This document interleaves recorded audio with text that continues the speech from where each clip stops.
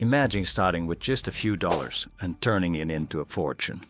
Or to be more exact, over $1.5 million. Sounds impossible, right?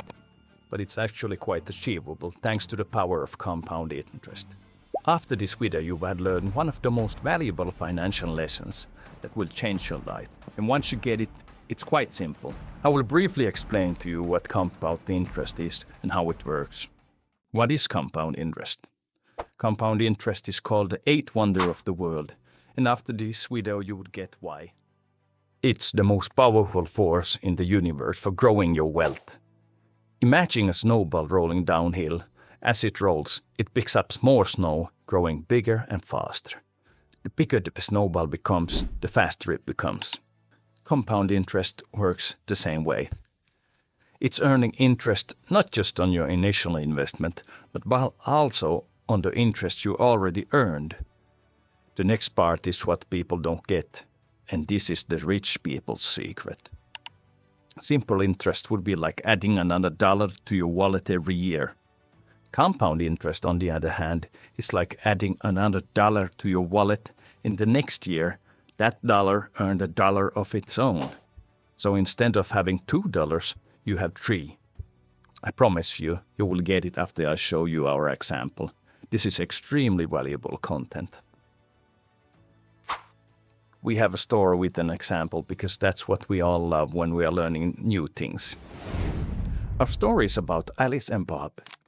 Alice earns a modest income, but she is disciplined in saving and investing her hard-earned money. She enjoys her well-earned money, but is strict with her spending habits and saves every month.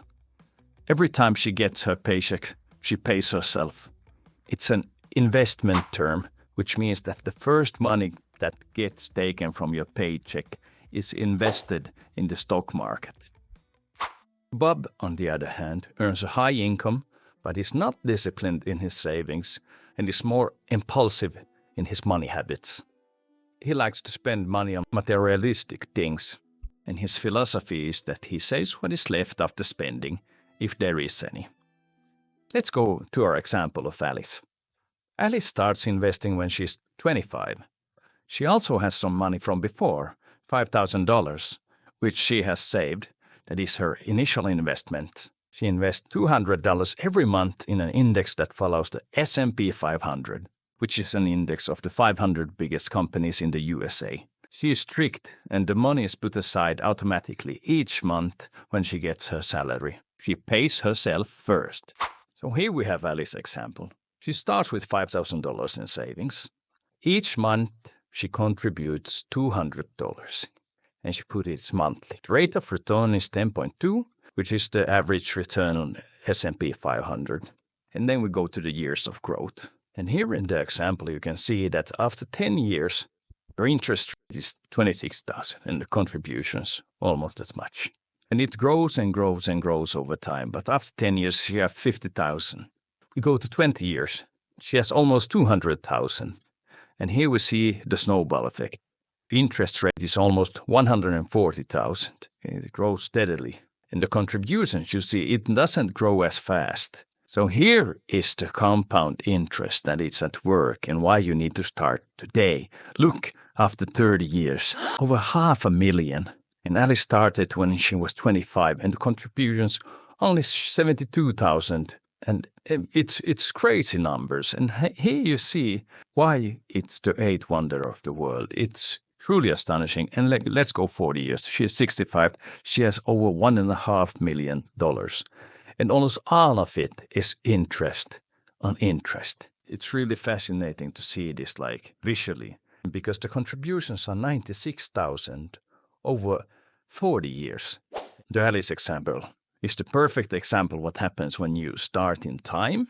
This is not financial advice, but you choose a good investment, S&P 500, and it's also diversified, which is good for a beginner. Little streams make big rivers. $200 a month, it's not like huge sum. If you can't afford it now, start with less. Build up your income, build up your knowledge. After 5 years, you can maybe come up to the 200 or even 3, 4, 5. The more the merrier. But let's go now to Bob's example. He ain't like Alice. He starts when he's 35. He ain't consistent, so he isn't saving every month. He annually, in average, saves $1,500. And for the sake of the example, the rate of return is same as Alice. Let's see how it impacts his savings when he is 65. So after 10 years, you see he has almost $25,000. And the interest, it's okay. It's slowly picking up. Let's see after 20 years. That's quite okay also, 87,000. And the interest is also picking up. Contribution still quite small. Let's go 30 years. You might say, oh, that's quite okay. But remember, in 30 years, the inflation has done the same thing. And let's take another example with a 5% return. I mean, it's only 100,000 is a lot of money now. It won't be in 30 years. Let's compare Alice and Bob's situation once again with a different visual. 10 years goes by, she's 35, she already has $55,000. And here you see the interest earned is almost half. 10 years from that, she's 45, she has saved for 20 years. She has $200,000, almost $200,000. And here you see the interest rate is picking up already, because the interest earned is already $140,000. Let's go 10 years again.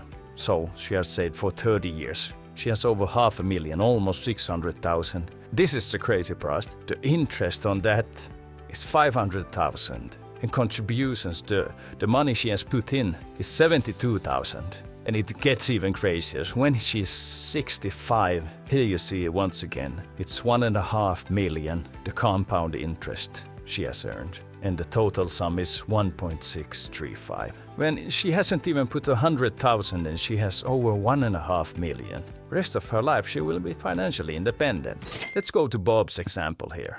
As you know, it's not as beautiful as the Alice example. He's sporadic in his savings. When he's 45, he has 24,000. The interest earned quite low.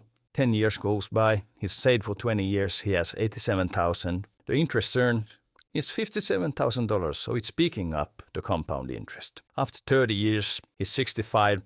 He has $250,000. And the interest earned is $211,000. But $250,000 might seem big right now, but ain't a good nest egg in 30 years because inflation has eaten up the value. I hope you all have learned something today. Let's go to the conclusions and the key points of compound interest. But before that, let's listen to what the world's most famous investor had to say about S&P 500 and investing in an index fund. It's the same thing that makes most sense practically all of the time, and that is to consistently buy an S&P 500 low-cost index fund, keep buying it through thick and thin, and especially through thin.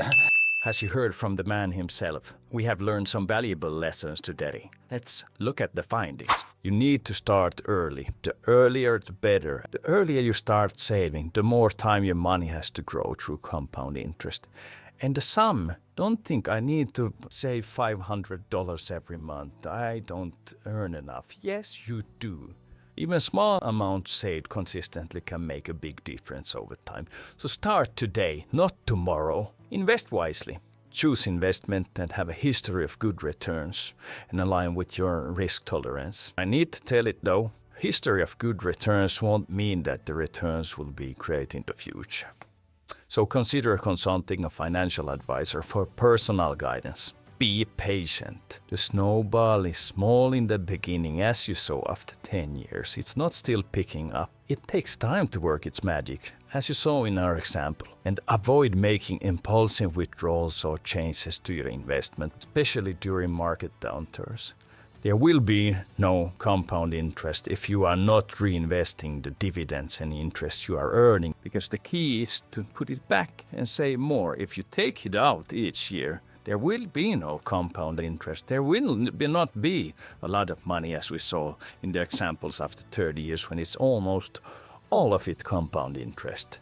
So reinvest it to fuel the growth of your savings. And if you live in the States, you can consider tax advantage accounts, and here are the most suitable for that. I think in many other countries there can be something similar like this. Next video is about dollar cost averaging, and I hope you enjoyed it today and you learned something. And if you want to continue to learn, please hit that subscribe button and like the video. It means the world to me. See you soon. The information provided in this video is for informational purposes only and does not constitute financial advice. Investing in any form of financial asset involves significant risk, including the potential loss of all your assets. It's essential to conduct thorough research and consider financial situation before making any investment decisions.